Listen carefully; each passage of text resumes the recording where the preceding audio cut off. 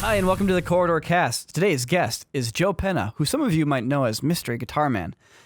Now, today's podcast is actually really fascinating and personally one of my favorites because Joe has made the impossible jump, the dream that we dream, that all of us dream, and that is to jump from YouTube into feature films for Hollywood, theatrical released feature films. And it's a heck of a journey, and he has just completed his first journey with his movie Arctic, which is literally opening right now in theaters. So go check it out if you are by a theater playing it, because it has been made by somebody who has dreamed the dream and wanted to make this happen. And jumping over from YouTube to the world of, I guess, Hollywood cinema is quite an excursion, and it's an interesting one. There's no other industry quite like it. So Joe's going to share his perspectives, his stories with us, what it's like to work with a Hollywood star, Mads Mikkelsen. How do you get a Hollywood star to listen to some YouTuber as they try to give you direction? All these fascinating stories and more on this Corridor Cast. Stay tuned. You made it, man. You made the jump. Yeah, trying to, at least. Yeah. We'll see. So I guess to bring anyone up to speed who hasn't paid attention recently, Joe Penna here used to be known as MysteryGuitarMan. And Just wear glasses all the time. Yeah. I don't have to anymore, I guess. Do you still have like a little collection of those sunglasses? Oh, yeah. I back in 2011 or 2012, the specific type that I wear, they were going to discontinue them. Mhm. So I just bought like a huge box. of Oh, them. wow. And so I still have like a bunch just lying Nice. around. So you were very successful on YouTube back in the day. Mm-hmm. Made a lot of great different videos, very like visual videos, music-based videos, and you crank them out, which is nuts. The rate at which you put them out was pretty impressive. And Thank you. you started making this foray into narrative. You put out a lot of short films on your channel, and this is all kind of like you, I feel like, prepping to make that dive into feature films. Uh-huh. And just now, you've released your first theatrical feature film, Yeah. which is Arctic with Mads Mikkelsen. Yeah. So congratulations, by the way. Thank you. But I think one of the big things is that like our generation, you know, us, you, Freddie, and you know a bunch of the other guys that are kind of our age, we had all started YouTube because we wanted to get into movies. Like to us, it was like a way to like hone our skills and create an audience and like prove to not just to the world but to the producers and executives out there. It's like, hey, look at me, I can make a film. Right. Give me a budget. Yeah. Anyways, here we are still doing YouTube videos.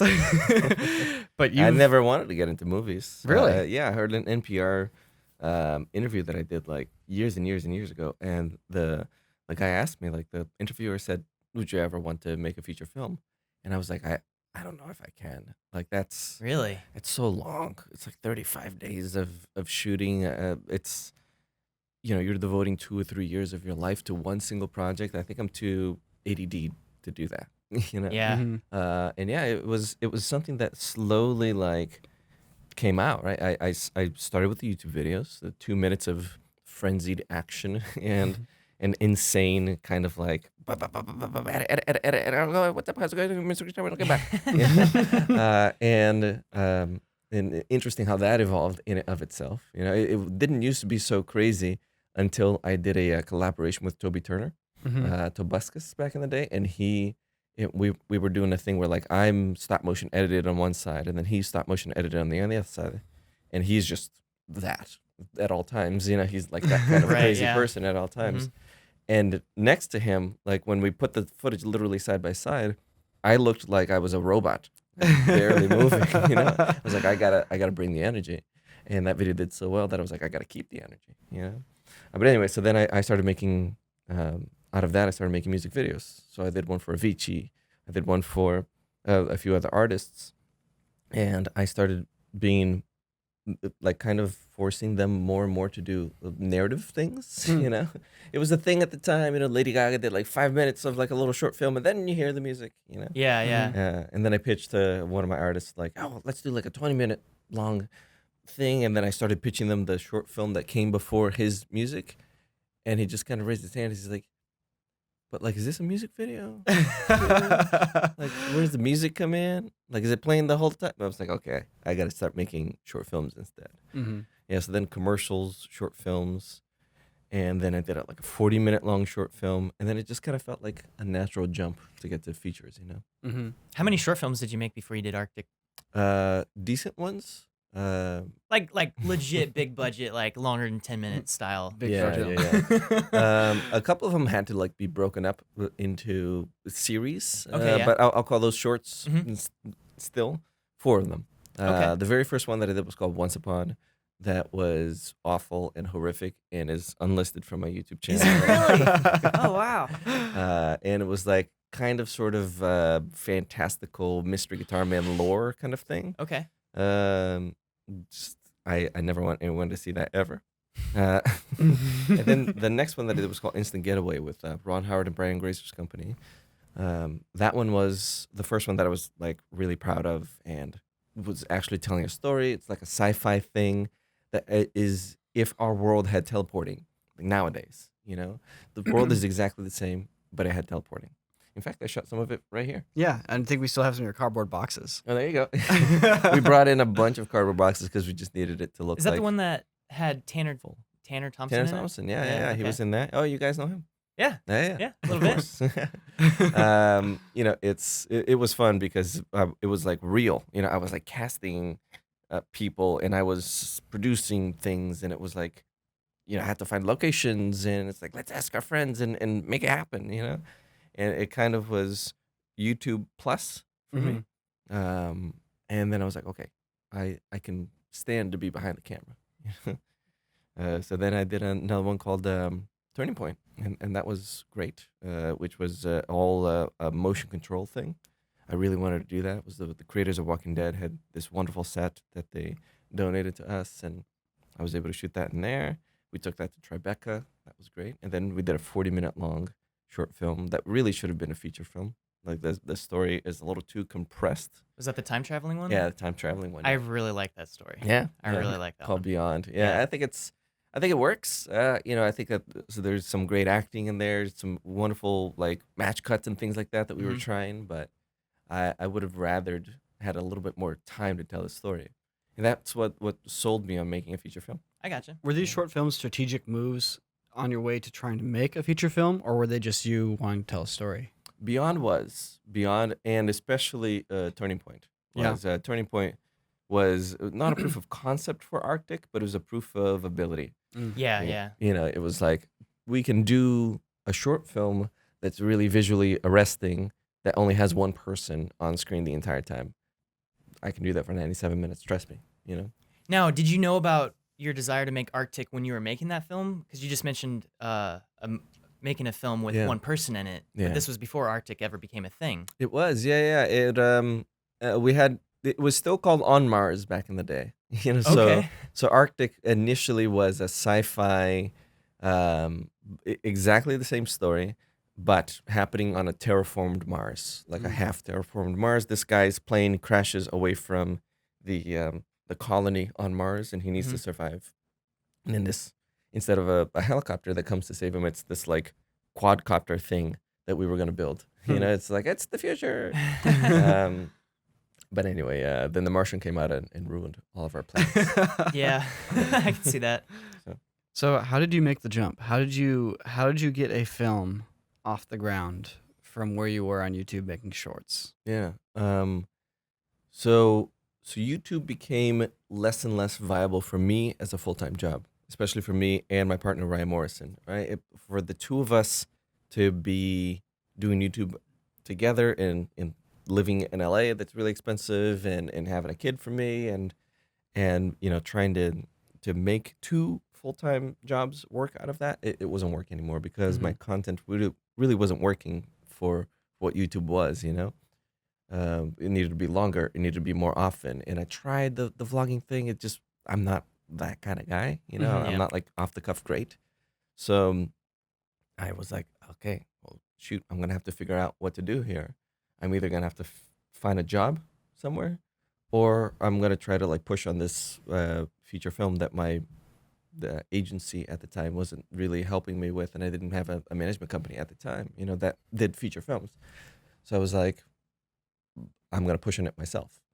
I want to try both. So I applied for a job at Google, and Oh, wow. I was gonna be working for the YouTube spaces all around the world, traveling a bunch, kind of creating programs that that all of the YouTube spaces were doing. You know how sometimes they do that? It's like, Yeah. sometimes it's related to a feature film, and then the budget comes from that.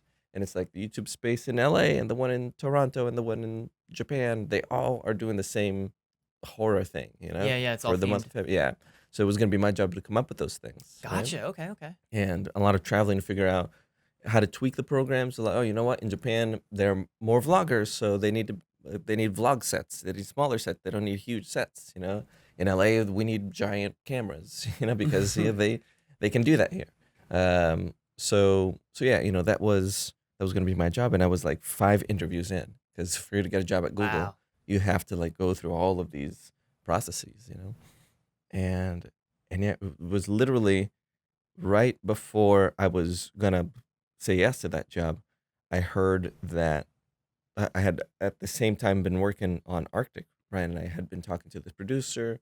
We found a producer who had just done a movie called Mudbound, Mhm. and they were like, "We're gonna fund your movie if you find the right actor for us." Oh wow. Okay. And we were like, trying to go out to different people. How do you find an actor? How did that go? We put a list together of people who we thought it's a really small target to hit, right? It's got to be somebody who's comfortable working with a first-time director.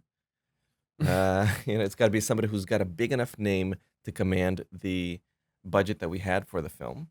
Mhm. Okay, so that's Yeah, hard. you've already outlined 2 circles of a Venn diagram that just barely overlap. touch, right? Somebody who can physically pull this off.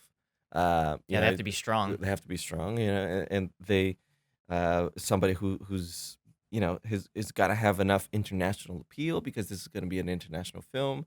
So like, who are we going to get that fits all of these things, and somebody who wants to do this crazy, like, almost silent film. So we put together a list, and then it was like Charlize Theron, Tom Hanks. Well, no, he's already done something similar. you know and people maybe who were like, this is what they're trying to do, but they haven't done it before. So like Zac Efron was on the list, who is to me is a great actor. He's just done this Ted Bundy thing that's like doing really well. Yeah, He's yeah. looking for something different, maybe him. So this wasn't so much a wish list as much as a realistic Yeah. Oh yeah, hope wish list list. could have had like Tom Cruise or Okay, yeah, fair enough. all the Toms. Basically everyone named Tom. But it was like a realistic list, and then literally we had 2 different lists.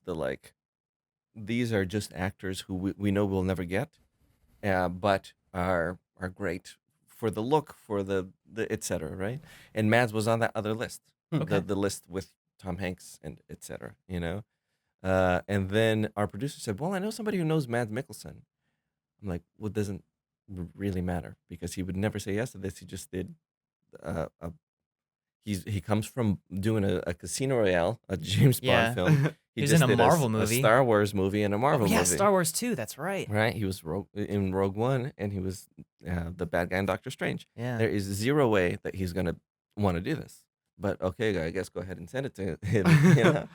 And yeah, so literally we're running out of time. This is like, we have 2 weeks left before I gave them an ultimatum. The producers, like, if we don't have our actor till here, we don't have enough time to produce the film, because we're gonna run out of snow in Iceland. So like, literally, guys, it's 2 weeks, and then I'm gonna say yes to this job. So at this point, pretty much the entirety of Arctic has been like written, ready to produce. It's all ready to it's go. all ready to go. The Yeah. only thing you're waiting on is an actor. And that's it. We need somebody to say yes, and somebody who like works well. We got a couple other people to say yes who were like great TV stars and wonderful actors who I thought could have pulled off this film really, really, really well. But you have to run it through films like this. You have to pre-sell it in like so you basically go to Germany and you say, hey, do you want to buy this movie now for X amount, or we're going to sell it to you later for 3X or 4X once it's done. Take a chance on this film, Yeah. and for that, they need to be like, okay, so who's the director in it? Oh, there's nobody from YouTube? Oh, okay. No, thank you. So they need like a big actor on it. And yeah, so they need a name. They need somebody who they can trust, somebody marketable. So it needs to be like a certain caliber of actor. And, it's like a Wednesday, and I gave him until the Friday, in like 2 days before our cutoff date. And I literally have written, and it's in my drafts, the email to YouTube being like, thank you very much. I'll start on Monday. Hmm. Oh, And wow. then on Wednesday, they're like, Mads Mikkelsen wants to talk to you tomorrow. Wow. You have a 15-minute Skype call with him. Convince him. So like they didn't know this, but like it was literally like if I couldn't convince him on that Skype call, I would have taken the job the next day. Were you Because, nervous? The stakes was are like- high. the stakes are really high, but like I don't think that I could be nervous. Like it was the same thing with like later on with like the premiere and etc. People were asking me like, "Are you nervous tonight? Are you nervous?" I'm like, whatever's gonna happen is gonna happen. So what were you feeling going into the Skype call? It was like this. I knew that this was gonna be a huge fork in my life.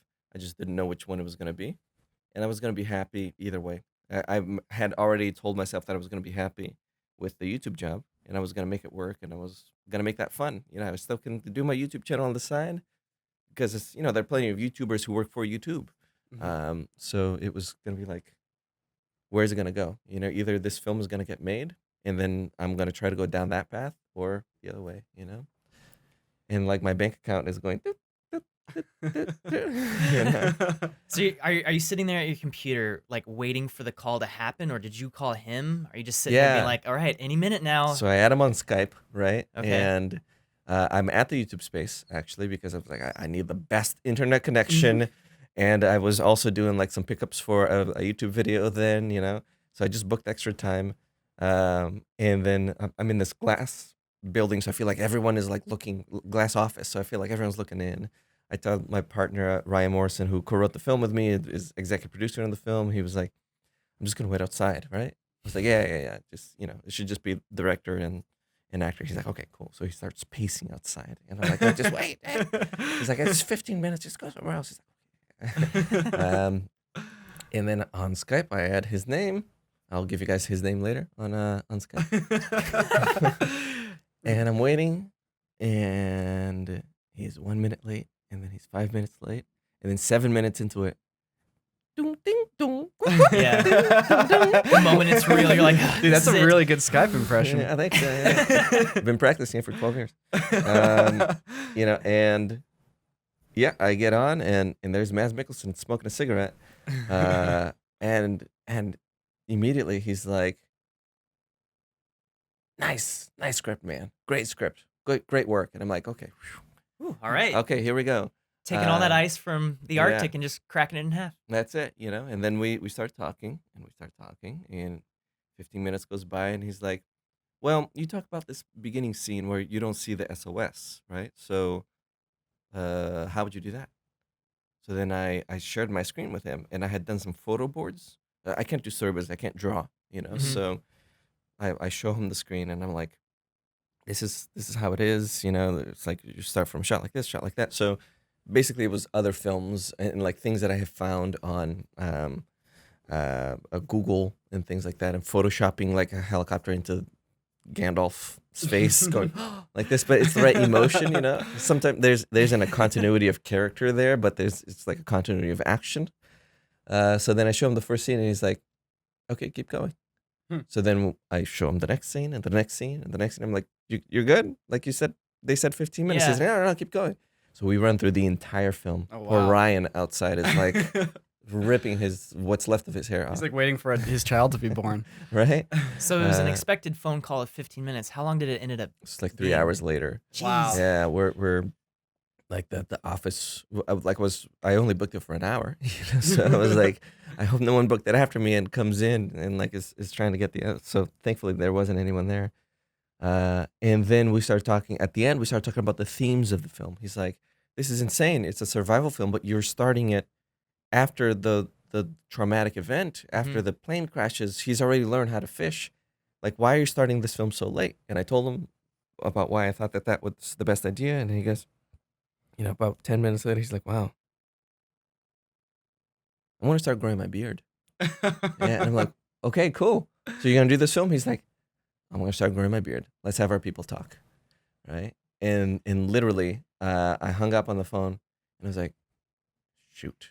So I called my producers who had been blowing me up because they were like, 30 minutes has already gone by, 40 minutes, So then I call them back. And then I get Ryan to come in and I put everybody on speakerphone and I'm like, he said he's going to start growing his beard. It's like, but is he in? It's like, but that sounds like he's in. I don't know. So then, all the agents talk and then, next day or 2 days later, we're like, Mads Mikkelsen's in. That's awesome. You've got him. I mean, you mentioned briefly That's really cool. about how the film starts, and that's something I actually really liked about it. So, like Castaway, for instance, is kind of like the biggest comparison movie, right? And it's like the first like 30 minutes is all about Tom Hanks' life. Yeah. He's a FedEx worker. He crashes on the island. He learns how to do all this stuff, and then it cuts to 4 years later with the spear going through a fish, and he's like all grown out. Yeah. And that's kind of where this movie starts. Yeah. And I found that really interesting about this movie. It's like, it's just implied. It's like, oh yeah, he's been out here long enough. He knows how to like survive. Right. And because that's not what I expected going into the movie. I thought it was going to be about him. Like he just crashed. He's going to have to learn about, surviving in the Arctic cold and all that stuff. But it's like, you're very much so like, that story's already been told. I'm going to tell a different story. Yeah. And I like that. I happened to, years and years ago, I was like flipping through channels when I still had cable. And it was like TBS or something. I flipped to TBS and it was a black screen. I'm like, oh, I'm watching something, catching something coming from break, right? And it fades up, and it's a little fish swimming around, and a spear comes in, tilts up, and it's Tom Hanks with a giant beard. I was like, oh, I'm watching Castaway. Oh yeah, I guess I'll watch this. And then I watched the film through there, and From that point. From that point on, and like he's holding a little picture of Helen Hunt, and I'm like, oh yeah, I remember. So I was like figuring out the film from there on, and I thought that was so interesting that the film still worked from that moment on, Okay. And I was like, wow, that just kind of stuck with me. So when Ryan and I were talking about writing the film, I was like, I think that this can work, starting this film late, and like, what could I say that you can't picture better? People like books better for a reason. A lot of the times, it's like, well, I picture something different. So sometimes I talk to people later, and I'm like, "What did you think?" And some people are like, "Oh, I think that he like had a big fight with his dad, and then drank, and that's why he crashed his plane." And then some other people are like, "Well, no, it's because there was a big storm, and then he had to fly around it, and then crashed, and then, he's trying to get back to his wife, and then it's like, oh, his daughter has cancer." Like so many crazy stories that people invent, and everyone has the best version of that film in their minds. So if I like give you a story, like here's my story, you probably have something better in your mind. Did you come up with a backstory for that character? Yeah. How big was the backstory? Pages and pages and pages. We didn't know whether we were gonna have an actor who needed that. A lot of actors are like, I can't just play out against nothing, and then also not know where I'm coming from. I need to know. We wrote a bunch of stories about like what kind of guy he was, where he came from, why he did this, and then I had the whole package like to Mads in Iceland, and I was like, hey, this is the backstory. I want none of this to show up on screen, but do you need it? He's like, I've got my own story. Like, okay. In the shredder it goes. Now, when you were directing Mads, you're a first-time director. Mads is a very accomplished actor.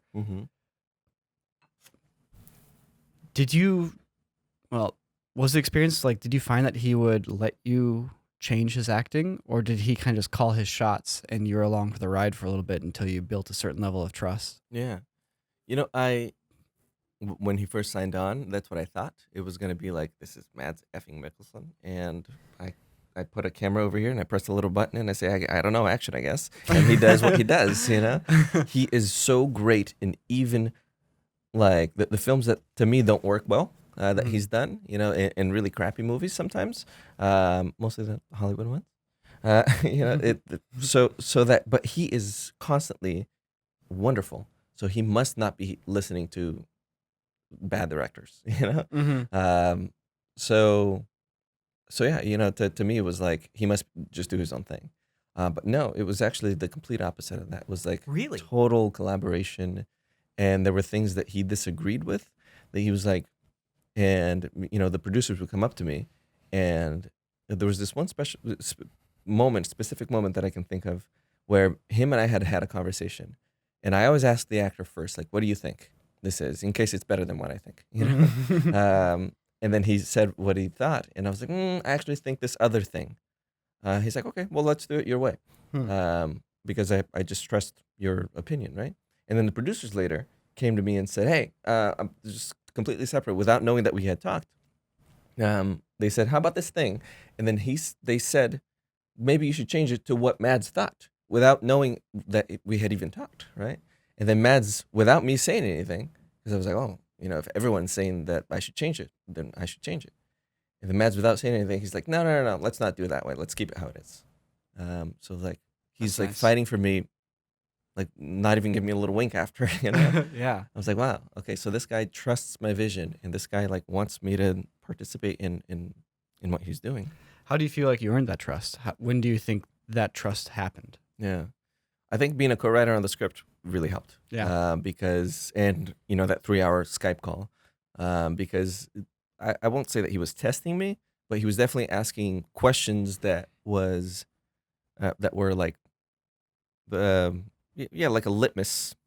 I'm fine. He was testing me, trying to figure out like how would you do this? How would you do that? Yeah. And the vision matched like 99% with what he wanted. So yeah, it was great. And it's wonderful to have him in your pocket. Because sometimes it's like you only have half a day to shoot the scene. It's like I need a full day to shoot that scene. It's like we're only giving you half a day, and then it's like, okay, well, hey Mads, do you think we need a full day to shoot this scene? And Mads is like, we need a full day. All right, let's shoot it in a full day. Were there a lot of like first take, first try sort of things with Mads, or were most of the shots just like, let's do it again? Yeah. Or rather, I guess my question is, how often did he nail it first try? I can think of maybe 5 scenes in the film where we got a second take. Oh, wow. Okay. Yeah. All right. You were just rolling through those pages. It was a 19-day shoot. So How many pages a day were you doing? it's kind of weird because the script only has 72 pages. Oh. So we kind of started talking about it as we started doing like pages a day kind of thing in the beginning, but we knew that 72 pages, because of the lack of dialogue, it wasn't gonna like be 72 minutes. It was gonna be longer than that. So we started talking about as minutes a day. So we were shooting 7 or 8 minutes a day. Okay. Um, That's pretty fast pace. Yeah. It's like TV show pace. yeah. But we were rehearsing between takes, so we'd do a take here, okay, move over there. And as they were moving, Matt and I would be rehearse, let's go. And unless there was a problem with focus or sound, we wouldn't do it again. Wow. Yeah. I find that when you're directing, a lot of directing is just making decisions. Yeah. Not even necessarily good or bad decisions, just decisions so yeah. that things move forwards. Yeah. Can you think back to when you were making this film, what the hardest decision was that you had to make as a director? Yeah.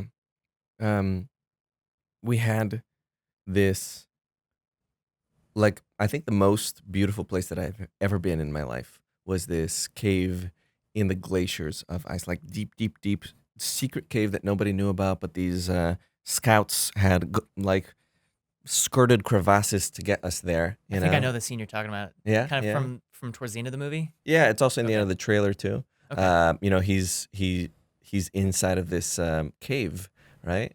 But it's not the cave that you see in the film. The cave that you see in the film is this rocky cave, and I just posted on my Instagram stories, hashtag MysteryGuitarMan, that the cave that I wanted was this beautiful cave that was exactly like that, but made of ice. Everything is like you're encapsulated by this beautiful blue ice. And it was literally like I don't get like emotional much at nature. I'm like, oh, okay, cool, trees. But like I was getting emotional in there. I was like, it was beautiful when we scouted it the first time, and then when we had to fire our cinematographer, and then we had to rescout everything again. We ended up in that cave again, and I fell through the ice at the bottom into no. water. Oh, no. And like was up to basically my midriff is that a thing that men have, right? Midriff? Yeah, we got midriffs. Yeah, I think so. I don't Yeah, but know. if you Sometimes the English confounds me. I'm still better at Portuguese. You must be pretty good at Portuguese. Yeah.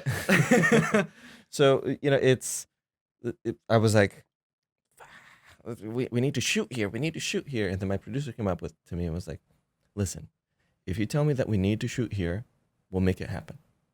but I think that you're gonna lose a lot of what you like. We can't shoot here. It's you're gonna lose so much of the rest of the other film. It's gonna take away from other things that you need to be able to come here. It's like 5 hours away from everything else, and the ice is dangerous. We gotta like wait until the ice freezes over for you to be able to shoot here. There's another cave that's way easier that we can just get to, and everybody can be in there, and you're not having to like rappel into the cave like we were, you know? Wow. Yeah. It's like, how are we gonna get our everything that we need, our gear down, like rappelling it down? You know, some of these people aren't climbers. You know, some of these people, they're just like makeup people who's like the best makeup person, but she's 65 years old. Like, you know, Yeah. like how are we gonna get her down there? So you ended up just having to kind of face the music and be pragmatic and be like, I Yeah. want it, but it's just not going to happen. That was the hardest one. There were a lot of things like that in a film like this, low budget and low shoot days, you know. But yeah, that was the hardest one. Losing like that beautiful, because to me that was just the most beautiful thing that I've ever seen in my life. Well, Yeah. the cave you ended up getting was still pretty sweet. It's cool. It's a cool cave. Yeah. It's not life changing, but it's a cool cave. Do you have pictures of that cool icy cave? Mm-hmm. Cool. If you wouldn't Yeah, mind. I keep posting them every once in a while, being like, guys, this could have been like this. How much of your life was dedicated to this film? When did you start writing it? Like, I assume you had an idea that you'd been kind of kicking around for a little while before you actually opened up a Word doc and started writing. Yeah, it was back When in was Word. No one writes scripts in Word. It's Google Docs, man. No, I'm kidding. I it's- wish Google Docs had a script like Right? format. Yeah, It's so great to collab like through Google Docs I know. scripts. I know. We partner and I, we use Fade In, and we just share our screen with each other. So Hmm. it's not ideal. Totally drains your battery for nothing. Have you heard of Writer Duet? I have. I don't know. I've never tried it. And I've heard of. I saw like one thing about somebody losing all of their work on Writer Duet. Ooh. And I was like, this is totally anecdotal, but I am not gonna, you know. Anyway, I've got this whole system where like it automatically backs up every time I save. It backs up to Google Drive. So, Mm. so when did I start? 2016 is when Ryan and I started writing the film. Okay. And we wrote it quick. You know, it was about 3 weeks or so for us to do On Mars. Sent it to our agents, and they were like, "Watch the trailer for The Martian, guys. Like, you should really do that." And they were like, "Okay, we'll switch to the Arctic." Took us about a week or two to switch it. Yeah. So with this process from 2016 to now, it's basically 3 years that you're looking at. Yeah. Looking at this process, do you feel like this is a sustainable model to make a living off of? Let's say you just did Arctics forever. Yeah. Would you be able to live off that, or do you feel like this is something we need to build up a foundation before you can make the jump?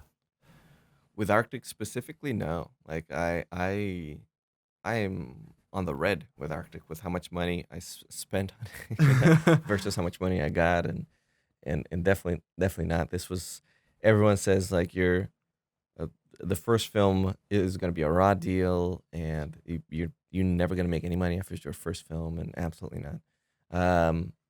And that's just what it was. You know, the next film maybe. You know, I think as a film director, absolutely. I won't be able to just do Arctics forever. I'll have to do an Arctic and then a Stowaway and then the next one and then the next one. You know, kind of grow my capital as a director. Yeah. So this is more of an investment in your future sort Yeah. of movie. Yeah, it's same as the short films. You know, like I spent $40,000 on a short film, and I knew that I wasn't going to make $40,000 out of AdSense on YouTube, you know, on a single video. Yeah. But it was something that I knew could eventually get me Arctic. And you knew that going into Arctic that you were probably not going to make any money off of it. Yeah. Okay. Yeah, exactly. I mean, you know, just the investment on the short film, if I look at it that way, the money that I was getting paid for Arctic did not cover that short film that I had made specifically so that we can get something like Arctic. But hopefully the next one and the next one will, you know. But Arctic is like still in theaters and it's still like heading Yeah. towards distribution. When you say like you're still in the red, is that with your projections on how much money Oh the no, movie no, will no. make? I always kind of, whenever I do my math, I always pretend like it's the worst possible. I pretend like Arctic's gonna bomb, but 0 people are gonna go see it in the theaters, and I'm never gonna see any money out of it. So if it does go out into theaters and like with DVD sales and Blu-rays and etc. You know, if I do make any money out of that, then great. You know, then it's just bonus for me. So I probably know a a good lot mentality. of people Yeah. have been confused a little bit. Yeah. I think you know why, because Uh-huh. Mads Mikkelsen starred in your Yeah. movie called Arctic, Mhm. but he also starred in another movie called Polar. Yeah. And that came out on Netflix, so everyone can be like, oh, I just turn on Netflix and watch it. I saw a tweet the other day. It was like, I feel so ashamed of being Brazilian because Joe Penna directed this movie called Polar on Netflix, and I hate it. And I was like, no, stop. Here's the link to mine. It's called Arctic. Have you seen Polar? I have. Yeah, I haven't seen it yet, went so to I the can't premiere. talk about it. I'm going to refrain from talking about Polar and my thoughts on it. I thought that the Mads was very great in it. Okay. And that's where I'll leave it. It's the different kind of film that I would have made. I guess You you could know? say they're polar opposites. The Deutsch. Yeah, because he's like an assassin in that movie or something like that, right? Yeah. Like Cold John Wick. Cold John. Oh, John Wick. Yeah. It's like this violent, gory, like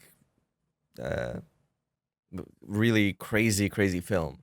And you know, I'm more of the like the restrained style. You know, only show what absolutely you must show. You know. Right. What Yeah. do you know what Mads thinks of the two movies, like with their naming and whatnot? Yeah, you know, he was just like he thought that they were gonna come out like a year apart, basically. We all did, you Mhm. know. But the fact that our distributor held the film because end of the year you get all of these like Oscar release blah blah blah blah blahs, right?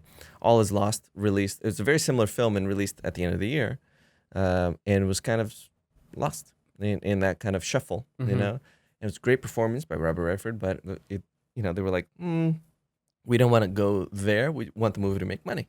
We want your first movie to make money. Smart. So let's release in February, where, you know, January, they call it like the dump month. You know, you just dump movies in January. February is still like kind of sort of coming out of the dump. You know, you're starting to thaw out of that. So they're like, let's offer the best film for February, you know? And that's what a lot of the reviews are saying now. It's like, this is, wow, it's so great to see a film. Like I spoke to a film critic that was like, I was about to quit my job because I was being forced to watch all of these like crappy dump month movies. And then I saw your film and like, thank you for making a great film. Oh, that's I was nice. like, that's the nicest thing that anyone has said about my film yet. You know? Wow. I'm glad that you kept your job. What going into your next project? Hmm. What did you learn from Arctic that you will be taking with you? Yeah, it's that's a good question. You know, well, I have been saying like that it's a marathon. It's like a strength of will. You know, keep going, like day after day after day after day. But now that I think about it, I think I learned that on YouTube. You know, it's if especially when you're doing a video on Tuesday and a video on Thursday, and they're high production value. It's every day you're working. You know, every day you're either answering comments or editing or rotoscoping or tracking or doing something. You know, Mm-hmm. but yeah, you know, I learned a lot how to deal with the politics of a film. You know, it's on YouTube. I get exactly what I want, and it's like, I want it this way. Let's do it that way. Boom, it's Mhm. done. With a feature film, it's like, oh, okay, well, the producer wants this, the actor wants this, I want this. The line producer, who's the guy who's doing the budget, wanted this. You know, so I need to figure out something that makes everybody happy. You know, but still is something that I would decide for myself. So what is that? It's a little bit of like they call it a puzzle. And no, I think that's not right. A puzzle, there is only one way to put it together correctly. It's more like a Lego thing that you're trying to build, you know, out of like Yeah. out of multiple different Lego sets. That bucket of random colors that's sitting in your Exactly. closet. Yeah, that's it. Yeah, and you're trying to, you know, make something out of that. Hmm. Yeah. And you're never gonna get exactly what you want. You know, it's again something I learned on YouTube, but that was, you know, really magnified on the feature film. I wanted that cave, but I can't do that cave. You know, I wanted this, but I can't do that. I wanted 30 shooting days, and we ended up with 19. Yeah. Was the 19 dictated by the season versus budget? A little bit of both. Yeah, Okay. we lost a lot of days due to weather. There was just some days where like we got 2 or 3 shots and that was it because that's all we can do. The road is blocked. We went from quickly from like from 30 days down to 25 due to budget, and then from the 25 we started whittling it down because of like, oh, now there's a huge snowstorm and we can't get to the location that we wanted, so therefore we got to shoot something else. But half of those props aren't ready, so oh my god, okay, let's just shoot what we can. So that's what it is. You just end up with 19 full shooting days. When putting together a budget for a film like this, especially a low budget film, is somebody like Mads Mikkelsen a big cost, or is he more like in it because he wants to be in it and it's just another factor with everything else? Yeah. It's more the latter. Of course he's gonna be the biggest cost of the film, but still he deserved a 0 at the end of what he got. Little films like this, usually what they do, it's because they want to do it and they love it, and they some call Schedule F, which is like basically the minimum that a SAG can pay you. Sometimes actors work for that, but not when you're the only person in the film. Right. Of course not, but like give the guy like multiple Schedule Fs that you would have given to a bunch of different actors, But if they see it as a good opportunity, as something that like if they want to do that's different, or working with an actor who they've always wanted to work with, a director they've always wanted to work Jonah with. Hill was Schedule F in Wolf of Was he? Wall Street. Oh, there you go. Yeah, exactly. Really? So Yeah, he wanted to be in a Leonardo DiCaprio film. Okay. it worked well for him. It did. So yeah, so you take a chance. Sometimes they take more. They call them points in the back end, where it's like, okay, don't pay me now, or deferments, pay me later once the film makes money, blah blah blah. And I don't know what his deal was. I just let the producers figure that out. But I just know that it was less than like Rogue One. Yeah. I think just the catering budget was an extra 0 than our budget in Rogue One. Yeah. Yeah. For somebody wanting to go out and make a film, how would you suggest they go about doing it? And I'm not saying like, oh, just go shoot it, but like more in terms of like, hey, I want to actually make a real movie that goes into theaters. Yeah, oh yeah, I see. That's interesting. I can't say do YouTube because my producers didn't know that I had a YouTube channel until I was in Iceland. Really? Making the film, yeah. They were like, they came up to me and they said, "What's this magic guitar thing that you have on Twitter?" Magic guitar. That's funny. That's funny. They're like, "No, seriously, what you tweeting about this?" So, was that not the reason why you guys hired me? Was because of my YouTube channel? They're like, "No, we hired you because you sent us a link to a good short film." I was like, "Oh, well, shoot. This like changes everything." Okay, I got this by merit. Okay, great. Wait, how much did the YouTube thing help if at all, outside of 0. like just your experience of it? 0. Yeah, it didn't help at all. I mean, it's helping a lot with marketing the film for sure. I put up a teaser that got like almost 1 million views on my YouTube channel, and like a lot of articles that have come out about it. It's like YouTuber turns filmmaker turns theatrical, blah blah blah. So it's helped with the marketing for sure, but 0 with getting the actual film. But what did help was the short films. So I think the way to do it is if you have like a slate of short films that you're proud of, and you have a script that you've written that you're proud of, because I was sent a lot of scripts before we wrote this together, and it was like, hey, take this Viner turned YouTuber, and here's 500,000. Shoot a horror film in a cabin for 12 days. Good luck. Hey, you want to do that? I was like, I don't want to do that, because I know that the very first thing that I do in this realm, I want it to be excellent, and I'm not sure that I can make an excellent film like that, So, but yeah, it's find a great producer. If that's what it is. If you're on the creative side, is you have to find somebody who's gonna like go out and be fighting for you and be pushing and be like, who do we know? Who can we talk to? And let's get an international sales company, and then we'll get some money from Germany and some money from France and some money from the UK or whatever it may be, and then we have enough budget to make our film, and then we can sell it for the rest of the world. So that stuff is really intricate that I have no clue how to do. Yeah. So I had to find the right person. How did you find that producer? I happened to be, again, at the YouTube space. I was coming out of the YouTube space, and there was this lady there who I hadn't seen in a long time, and she's like, "Oh, let's go get lunch." Sometimes I was like, "Sure." So then I go and and she's like, "Oh, what are you up to?" I was like, "I just wrote this film called Arctic.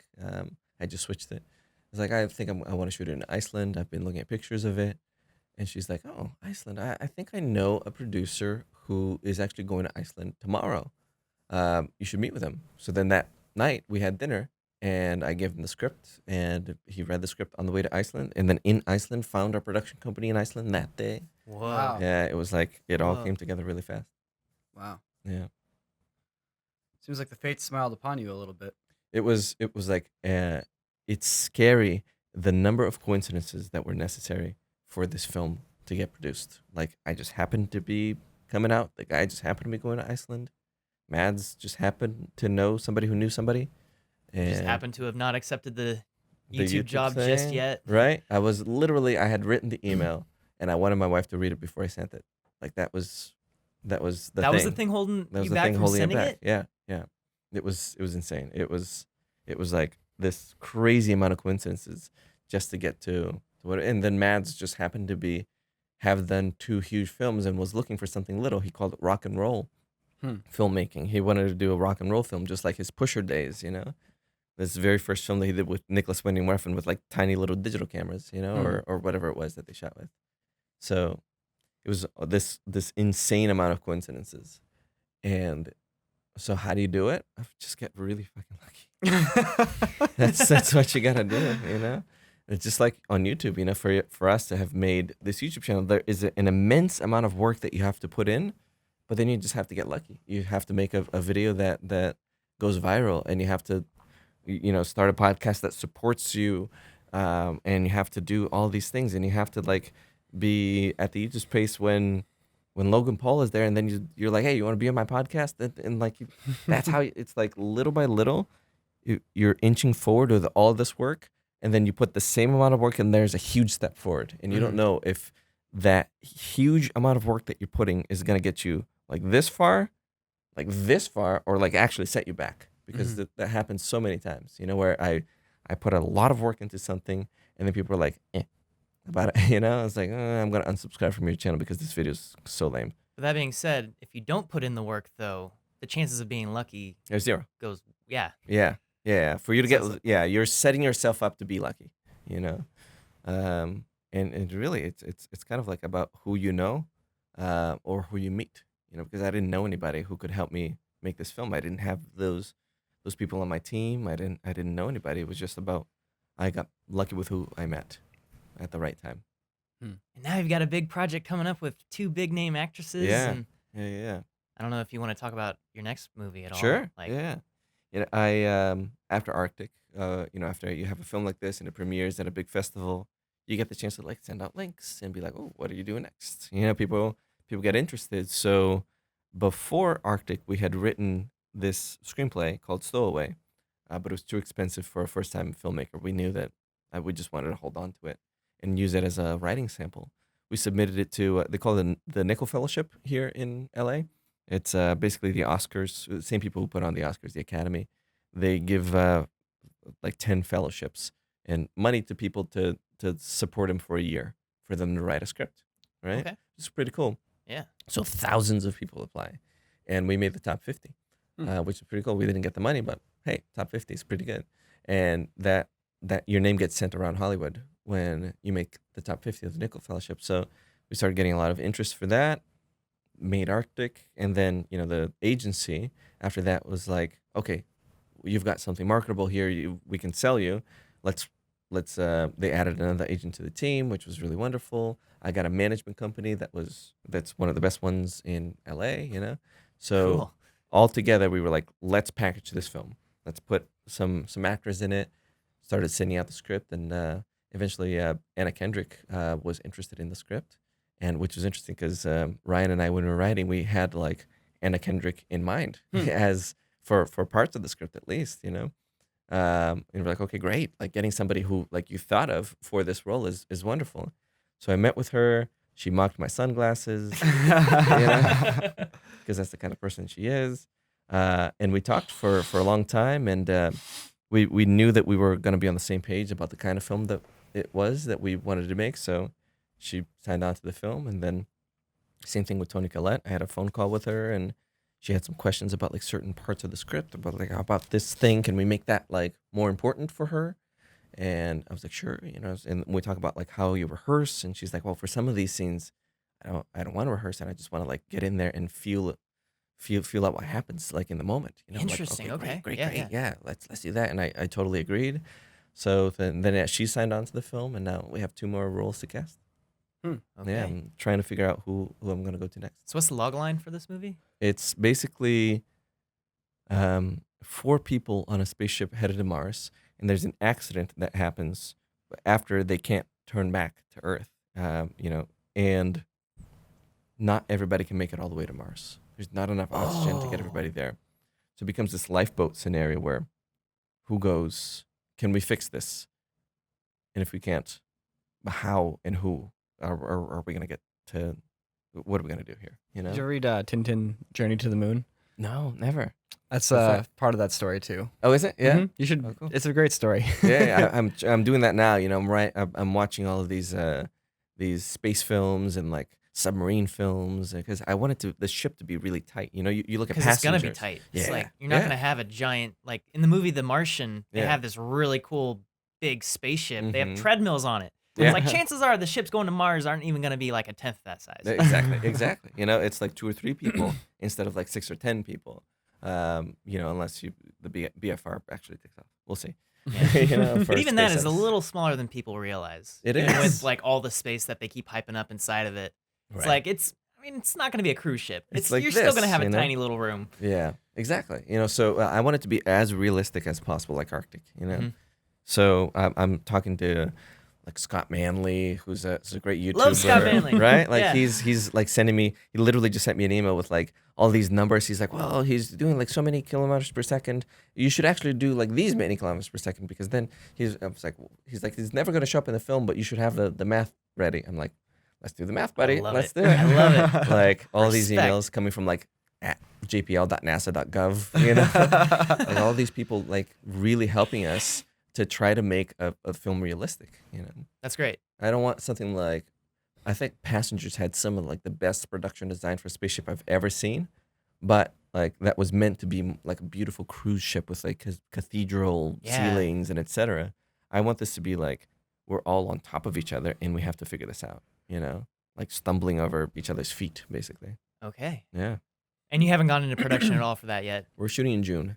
June. Okay. Yeah. Well, that's coming up. Coming up, we're shooting in Germany. We're gonna be pushing on that film. I'm gonna start traveling there and. Do you have a release date? Huh? Do you have a release date? Not yet, which is good. Because when you have a release date for a film like this, you start kind of sort of chasing it, and it's always in the back of your mind. Oh, I gotta do it in August. I gotta do it by August. Gotta do it by August. So with this, the producers are like, let's just step back. Let's make the film that we want to make, and then let's figure out what we're gonna do with it. Like, is it gonna be a festival film? Is it gonna be a wide release film? Is it gonna be a small wide? Is it gonna be a platform release where you start in LA, New York, and then sort of grow like we're doing with Arctic? We'll figure out what we're gonna do with that later. They have an inkling on what they want to do, but it's still gonna be like they want us to be able to make the film that we want, which is great. That's what you can't ask for anything more than a that's producer. great. Yeah. Now, one more thing I want to talk about Arctic. Yeah. Is you guys shot a polar bear. We did. You guys have a freaking Like polar bear. filmed a polar bear. Oh no, they sniped it with no. No, Yeah. we didn't. I just because you always hear in the film industry, it's like you never want to shoot with animals or kids Yeah. because it's like really hard, and then trying to shoot with the bear is like extra hard. But most people shoot with like a grizzly bear. There's people who have grizzly bears. This guy for here, film. right? Shot with a Yep. grizzly bear. Yeah, and Mhm. but you guys shot with a polar bear. Yeah. And I want to hear, like from the beginning, you guys knew you were gonna have a bear in the movie. Because Yeah. I know a little bit about the story about like what led up to making you guys filming a bear. So when we first shot the scene in Iceland with the polar bear, there's this polar bear that attacks the cave, but it's on the other side of the wall and it can't get in, right? Or it's trying to at least. So what's Mads gonna do? We from the beginning we were told that we can't afford a polar bear. Like, probably not. But go talk to the producers of The Revenant, right? So we did. We had a meeting, general meeting with them, and it's like, oh, what do you do? Blah blah blah. Just kind of like they call it just a water bottle meeting. They offer you a water bottle, and it's like, oh, okay, great, thank you, or whatever it may be. And so I asked her about the bear. I'm like, oh, so how'd you guys do the bear? She tells me about technically how that was done. I'm like, okay, so we have a polar bear that we're gonna need for our film. She's like, oh, what's your budget? So I tell her a budget, and she's like, oh, that's close. Like, polar bear is a little harder to do than a grizzly, because of the way that the hair works, et cetera, et cetera. It's a little translucent, so grizzly is a lot easier to do CG. But okay, I think we can make it work. Just pare down your shots a little bit. And halfway into it, we both realized that I had given her the budget of the film and not the budget of the polar bear. And she goes, oh, honey. Oh, no. You can't even get like a still of a polar bear for that much. Like, oh. Okay, well, we got to figure something else out. So, okay, we go and we shoot the scene with like this paw thing, this claw thing that we had like our biggest art director on set. This guy who's like a Icelandic bodybuilder, so he's about as big as a polar bear. Not 800 pounds big, but still, and he's like it's actually pretty scary on set, and we're like, oh, this might work. And then Ryan is putting the scene together and he's cutting it together and he's doesn't work. It doesn't work. It's the only time in the film that we break his perspective. If we were to go outside and show the polar bear, but what are we gonna do? Like, we can't do it. So I'm like, okay, I have an idea. So I go on YouTube and I'm like, I'm gonna find some like footage of polar bears, and because we come from YouTube and we have VFX experience, so we can make something happen, right? We can license some National Geographic footage. So I find this polar bear attacking a walrus, right? And I'm like, okay, let's rotoscope him out and just put him in our film. It's a National Geographic documentary that they found. So we do that, and poor Ryan has like frame by frame rotoscope furry polar bear, which is it's horrendously difficult. Oh yeah, rotoscoping hair is probably the easiest VFX. No, not at all. Not at all. It's like the hardest thing ever. It's just the only harder thing is like snow in front of the camera. Oh gosh, which we had to do sometimes. But anyway, so we put the polar bear into the scene. And it's like, it sort of works, but the timing of it works really well. But as I was searching for that footage, I found a video of a guy swimming in a swimming pool with a polar bear. And I'm like, huh. So then I find his name and I track him down and I like Yellow Pages him, and I call him and I'm like, hey, Mark? He's like, yeah, Mark. I'm like, do you have a polar bear? Like, is this something you have?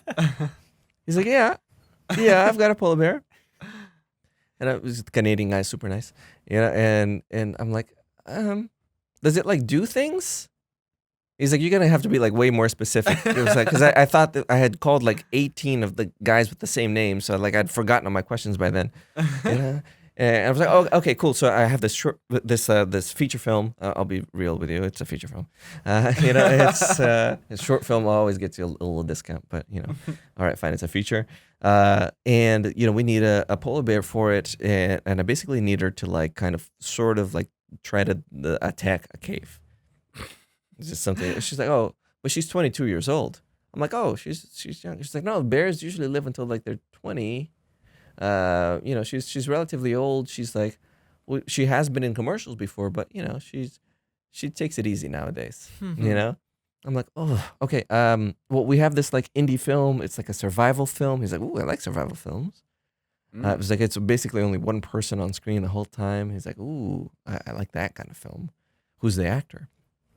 And interestingly enough, in the US, I usually have to be like, it's Mads Mikkelsen. He's the guy from Casino Royale. He's the guy from Hannibal. He's the guy from Rogue One. And people are like, oh, I love that guy. Whereas in Europe, it's like, it's Mads Mikkelsen. People are like, oh, they know him by name. But in the US, it's like, unless you're a gamer and you can't wait for Death Stranding, or like you're, or something like that, or you're a huge Hannibal fan, or like you really love Casino Royale, you know his face, you know, which is all we needed for the level of notoriety, you know, somebody who's huge in Europe. So I say, it's Mads Mikkelsen. And I'm ready for my spiel. And he goes, Mads Mikkelsen. Oh my God, that's my favorite actor. I'm like, yes, isn't it? Right? Yeah, it is. Can't we make this work? He's like, I think we can make this work. So then he sends me a budget. And I'm like, we can't make this work, but it's not going to happen. He's like, oh, how much can you afford? So then I send him, as a joke, I like literally just like cross out one of the zeros. And I'm like, haha. You know, as a text message to him, he's like, all right, we can make it happen. Oh, wow. I'm like, oh, great. Let's make it happen. Awesome. So then, yeah, I put together a whole budget. The guys who did like the caves for Prometheus in Vancouver. She happens to be near Vancouver, which is great. We have like people there, you know. He gives me all these stipulations, like you can't have food in the stage for like 2 weeks prior, because otherwise she'll smell it and she won't find it and she'll be upset. I'm like, oh, okay. So we can't shoot at a stage then, because we can't hire a stage out for 2 weeks and a day, you know. We can't afford that. So we found this like paper warehouse that was willing to to like kind of let us turn it into stage, like, if you let my kids come see the polar bear, you know. I'm like, okay, cool. You'll be surprised with how many people just want to do cool things. Yeah. You know? Yeah, Like yeah. Mads, you just want to do cool things. These people who just want to do cool things. There's value in cool things. Yeah, you know, and I like sent a link to the film to like the guy who was the production designer of Prometheus, and he's like, oh cool, yeah, I'll build your cave. I'll have my art director build your cave. Yeah, for sure. We'll do it at cost. You know, so it's all of those little things that kind of sort of add up to be able to do a polar bear for really, really cheap. So then we show what we still need. It's cheap, but it's still like 6 figures, you know. We need a producer approval. So we just don't tell them that we've added the polar bear to the film, you know? And then we play them the film, the entire film from back to, they haven't seen anything, right? We show them, and then we have the National Geographic bear there, right? And then at the end of the film, they go, oh, wow, like that worked really well. Guys, like the whole film is so beautiful, et cetera, et cetera, et cetera. Compliments. The polar bear, what are we going to do about the polar bear? What's that? So then I pull out a budget, and I'm like, we can do it for this much. And it's like way cheaper than the CG polar bear that everybody had been thinking about. And they're like, to their credit, they were like, that's going to be real expensive, but yeah, we need it. Let's do it. Awesome. It'll be in the trailer. Awesome. It'll be worth it. That's great. Yeah, so we did it. We went out, and crazy stipulations, like we needed real snow that was way more expensive. Otherwise, she destroyed a set one time because it was fake snow. And she was like, forget this, and went back into her trailer, you know? I couldn't speak to either her or her trainer at any times. So, you know, I had to speak to the trainer's wife, and then the wife had to like whisper to the trainer. Yeah, You I know? mean, that sounds kind of like a weird thing, but at the same time, it's like you're dealing with the real polar bear. It's These like things a are wild animal. beasts. Yeah, it's 800 pounds.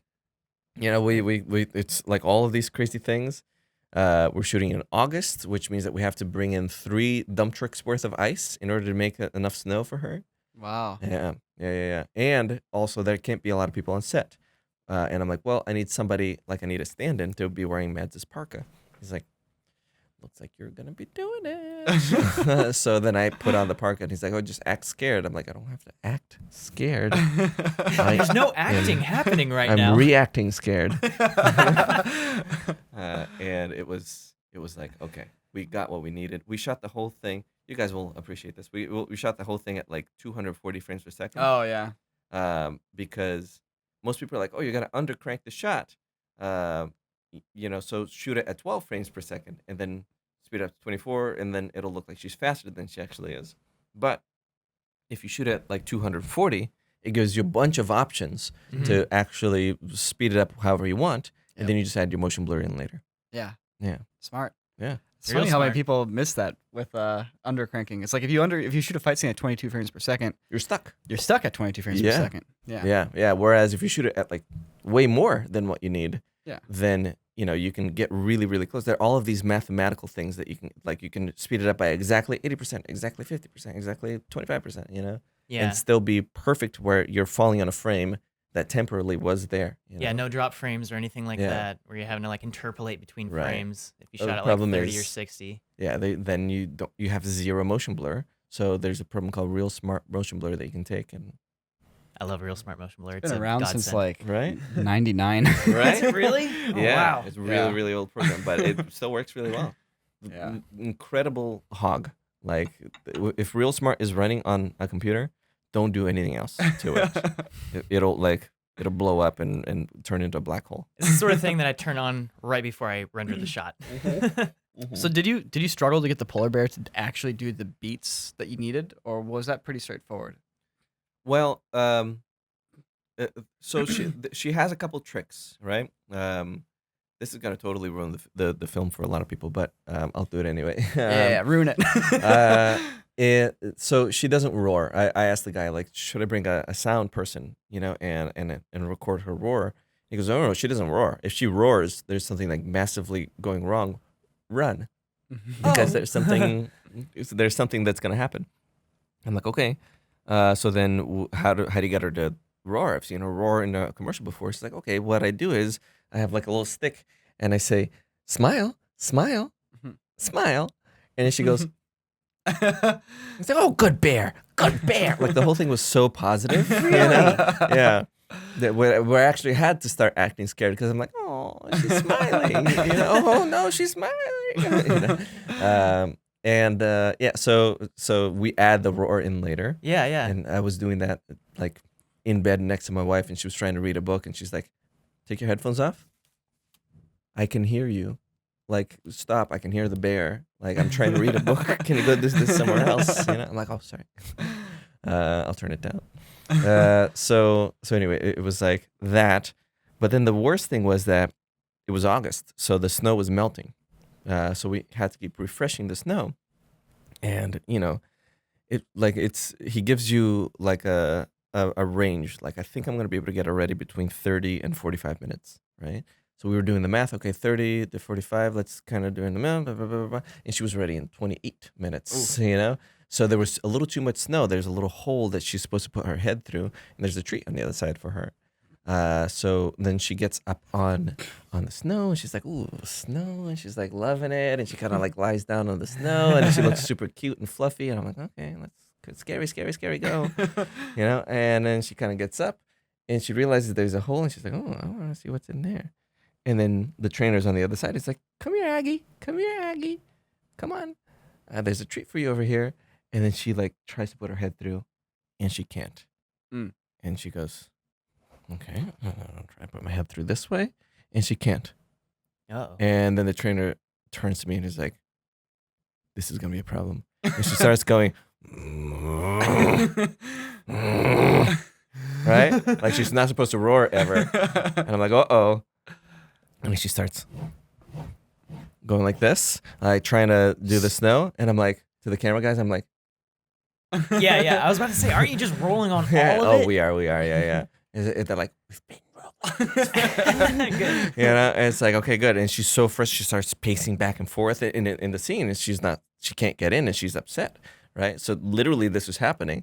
But the only issue is that you actually have an 800-pound beast that's angry in front of you, and like you're the one who's closest to her, and she's like, and she goes, and she climbs on top of it and like does that whole smackdown thing that she does, right? And then she starts like, she finally is able to like kind of like put it through, and then he goes, smile, and she goes. But you can tell that there's a snarl to the smile, and there was like a little bit of sound to the smile. There's supposed to be. She just goes, Like, she's not like a, but there's a kind of thing, And I'm like, oh my God. And I'm right there, like pretending to be scared, but I'm actually scared. And it goes, okay, get out. And then she goes back to her trailer. There's a little wading pool in there for her. Little pool in this 40-foot long trailer. And he closes her in and gives her a nice treat, because when she goes into the trailer, she gets the nice treats. And he closes the door and looks at me and he's like, "You got that?" I was like, "I got that." He's like, "Good. Do you need anything else?" I was like, "Let's keep going. Let's keep trying." Yeah. And yeah, it was good. She was a good sport about it. That's And really exciting. yeah. How many cameras were you using, or were you rolling on? We had, let's see, the only thing that we were shooting red. The rest of it was Alexa. So we had 1, 2, 3, and then 4 for like a little tiny camera that was like just the DP's camera that we ended up not using it. But it turned out to be cool for like a behind the scenes kind of thing. So, Yeah, I mean, dude, the shot where the bear was like literally sticking her head through the hole, and you see it from the other side. Yeah. It's just like this snowy wall and a bear head, just with the gaping maw. Yeah. I was like, oh my god, It's that's insane. a bear. That's a real bear. It's a real bear, right? Yeah. You know, one reviewer said the film was good. Everything was good about the film. It was all great. But the CG bear was just so over the top. Like adding little like spit inside of her mouth. It was way like completely unbelievable. And I was like, it's real. But yeah, props to the editor for that. Ryan, who edited the film, because we had already shot the stuff with Mads. So basically the bear had to hit her marks. And that's not possible. So, like he found little bits of where like Mads looks up and then she's climbing on top, and then Mads looks back down. Like we analyzed almost frame by frame that footage to be able to figure out how to like marry these two people who weren't playing against each other together to make it seem like they were in the same room, And then we got some pickups here in LA. Christian was, I think Christian was part of it. Yeah. Oh no, it was Alex, who had been working for me for a while.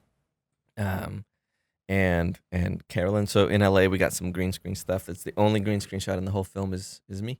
So so yeah, it was turned out to be good. And I think it works. People actually think that Mads was there. Yeah. Mm-hmm. Yeah. He Absolutely. gets asked about it in every interview. Like, "Oh, what was it like working with the bear?" He's like, "Oh, I wasn't there. I was shooting a film called Polar, which with no polar bears." Ironically enough. Yeah. So if somebody wanted to watch Arctic, how could they watch Arctic? It's really nice having a distributor on your film because they do all of these like nice things, They set up 2 websites for us, arcticmovie.com, where you can see like the release schedule. On the 15th, 2 days from now, this Friday, we're going to be opening in a bunch of other theaters, new theaters. We've been playing in Boston, LA, Chicago, New York. So still in those cities, and then opening in a bunch more. So arcticmovie.com, and then they also set up a different website called arcticmovietickets.com, where you can just like search for your city and see if you can buy those tickets there. Interesting. Okay. Yeah, it's nice. It's not something that I would have done for my own film, because I don't know. Well, am I gonna spend like the money on 2 domain names? But yeah, Now, it makes are you sense. only thinking about theater distribution for now? What about like once the theater run's gone? Are you gonna try to like get it on Netflix or some sort of streaming platform? Or Yeah, just go... they have a whole plan for it, right? So this week we're opening up in a bunch of theaters. Then next week or the next one, hopefully we get to go like nationwide, depending on how many people go to see it this week. So it's very important that people go see it right now. Oh my God, it's like some people have been like, "Oh, I'll go see it next week." I'm like, "No, can you go see it this week, please?" It matters a lot more Go to now. arcticmovietickets.com, everybody. Yeah, really, pump. It's funny to not be promoting Mystery Guitar Man anymore. Yeah. Now it's something different. It kind of becomes project-based promotion, But yeah, so it's like basically they said that every 1 ticket that sells for the first week means like 10 or 20 tickets down the line, because more theaters, for example, our opening weekend was like the worst opening weekend in 20 years for films, right? Oh no. For all films in For general. all films. Was that because there's a massive polar vortex coming through? And the Super Bowl. And this, Yeah. But still, our film had like $14,000 per theater average, which is huge. It's insane, insanely huge. So despite it being like overall not great money, it's still like the CEO of Bleecker Street called me and was like, "This is great." I'm like, "Is it?" He's like, "Yeah, no, it's great. Like we're opening in more theaters next week." and Regals and AMCs are Ooh, interested nice. because you were the best of like the people who got Fs. Basically, everyone got an F that weekend, but You got had the best. got an F plus. Nice.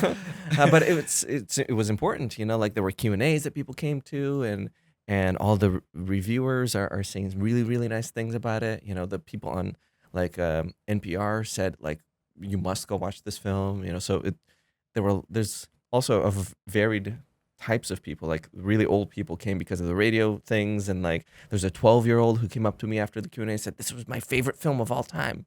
I'm like, That's wow, awesome. watch more films. When I saw it in the theater, I was sitting next to a very old couple. They had to have been in their 80s or something.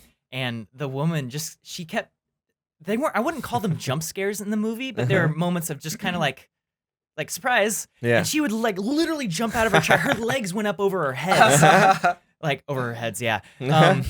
Yeah, it's just like, oh God, okay. Oh my gosh, that scares me.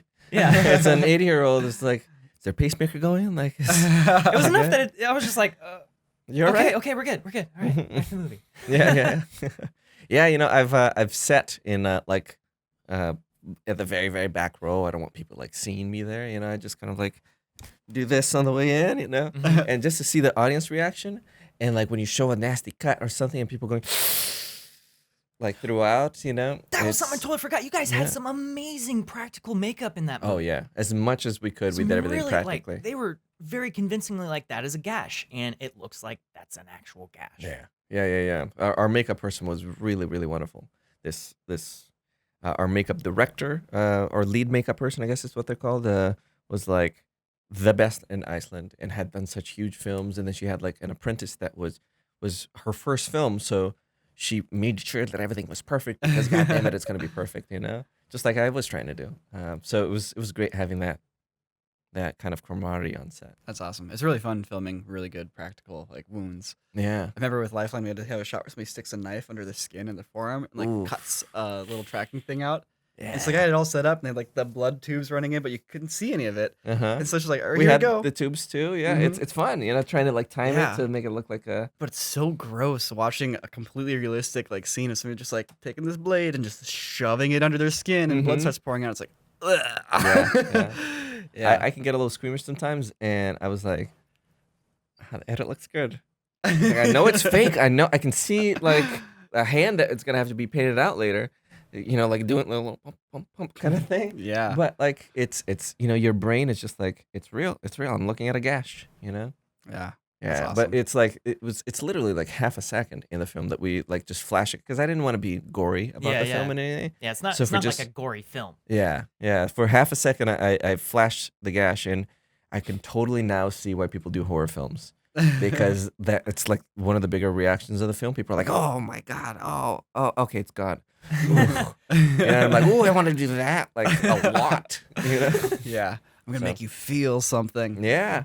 I totally see why people do like films that are just like blood going everywhere and crazy wounds, and it's just also fun on set being like, "Oh, that looks gross." Yeah. That's awesome. Yeah. Joe, thanks for coming out. Thank you for having me, guys. This is really fun. Yeah, it was a fascinating journey that you took us along with. Like Yeah. hearing about the polar bear or like Yeah. heck, it sounds like the most important Skype call of your life happened Yeah. there. That was the most important 15 to 3 hour call of my life. Yeah. They're like straight up, there are alternate universes now where like a very huge chunk of them you're working at the YouTube space. Right. It's like that was just such a defining split. Yeah. So, there's an alternate universe where the internet goes down at the YouTube space for some reason. Oh gosh. And I'm working there now, and I'm happy. I'm happy. Yeah, I'm telling Uh-huh. myself that I'm happy. Yeah. And I'm figuring it out as one does, But yeah, now I'm happy now. It's so and it's great having the support of the community on this. Like you guys coming out for the opening night and having me on your podcast, and all these YouTubers like being proud that I'm one of them, and like hashtag Team Internet kind of thing. Yeah. Mhm. It's so good to be like, oh, these are friends. I have friends. I do have friends. I haven't devoted myself entirely to my craft. That's awesome. Yeah. All Thank right. you guys. Thank you, Joe. Well, I hope you all enjoyed listening to that Corridor Cast here with Joe Penna. It was a fascinating conversation, a lot of really interesting stuff shared. If you haven't checked out Arctic, once again, go check it out. Go send him a tweet. Tell him it's awesome that he did a project like this. I'm sure he'll appreciate it. And if you're not subscribed to the Corridor Cast here on YouTube, please do consider subscribing. We're also found anywhere you want to listen to podcasts, whether it's iTunes, Spotify, and whatever else is out there. You name it, we're on it. So go check it out. Yeah, more stuff on the way, people. Hit that bell. Hit that like button. Tell us what your favorite part of this episode was. Engage in some discussion. We love hearing your thoughts down below. All right. Can't wait to see you on the next one. Thank you.